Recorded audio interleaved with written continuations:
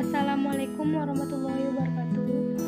Perkenalkan, nama saya Nufrita Abdulresti dari jurusan Tadris IPS, Fakultas Tarbiyah dan Keguluan, Universitas UIN Sultan Syarif Hasyim Riau.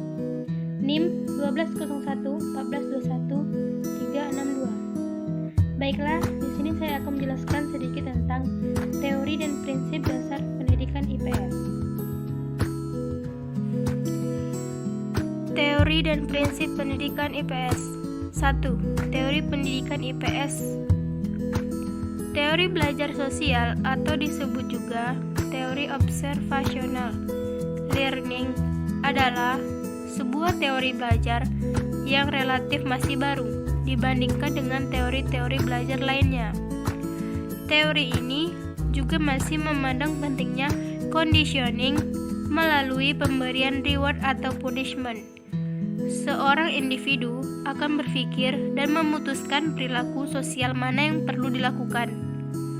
Teori belajar sosial Albrecht Bandura berusaha menjelaskan hal belajar dalam latar yang wajar, tidak seperti halnya latar laboratorium.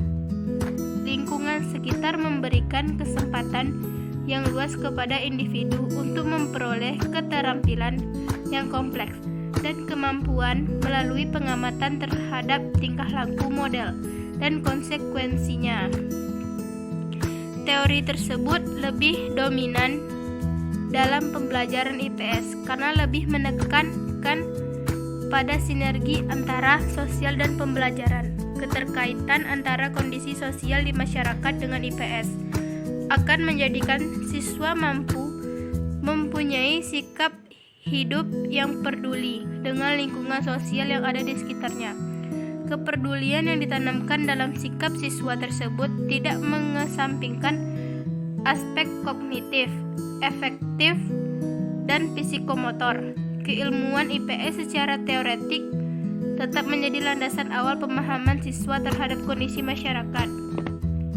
Prinsip-prinsip pembelajaran IPS. 1. Prinsip konstruktivisme dalam pembelajaran IPS.